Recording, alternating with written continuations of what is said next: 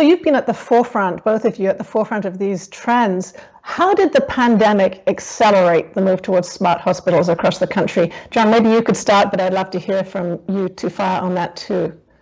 Yeah, no, I mean, clearly, as we heard from the previous discussion you had, I mean, it was essentially a game changer, and one of the sort of major, one of the few benefits of the pandemic.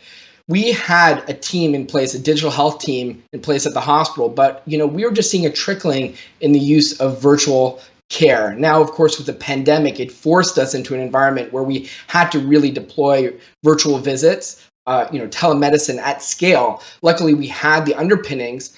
And what was great is that our providers adapted to it incredibly well, and in fact, loved using these tools, and our patients really loved them as well. So the cat is out of the bag a little bit when it comes to these tools, but it allowed us to do other things, right? Like we just had a conversation about remote patient monitoring. We could bring devices into the home and do remote visits. We could actually think about better ways of engaging with our patients after visits, the ways in which we can continuously engage with our patients, not sort of this one-off engagement. So it really did change our ability to engage with our patients. Of course, we had many technologies that we deployed because of the pandemic, whether it's symptom checking or new devices to do screening of our patients. But overall, the tools that we've built will last far beyond the pandemic. Of course, there's going to be a conversation about whether there's going to be a willingness on the part of providers and patients to do this. I think there will be.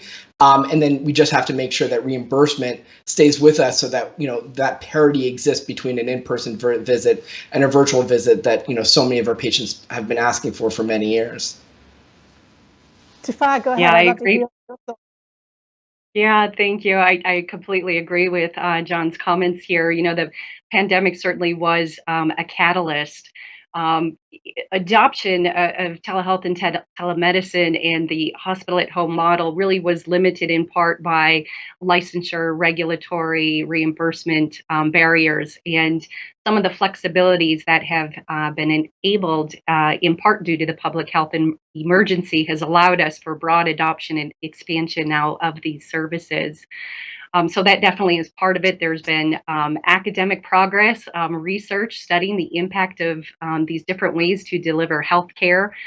We hope that the research and those outcomes and findings will allow us to sustain and gain upon the momentum and hopefully to persist some of these regulatory changes. As well, COVID-19 was so unique in that we wanted to keep as much care for our patients in the home to reduce transmission of the virus. So enabling remote patient monitoring, which historically had been developed to serve patients with chronic conditions. During the pandemic, we saw this shift to now be managing acute conditions like COVID-19 with remote patient monitoring in the home. Our patients really loved this. They felt connected to their care teams. They felt we were paying attention to their symptoms, their oxygen saturation levels, responding to trends, and making sure they felt supported on their road to recovery. And importantly, for those who were experiencing more severe symptoms or having some instability in their vital signs, we were able to early intervene with different types of care interventions in the home that allowed us again to earlier reverse sort of the trajectory of their disease. But also, we recognize that we can only go so far with monitoring in the home. We actually need to deliver care in the home as well.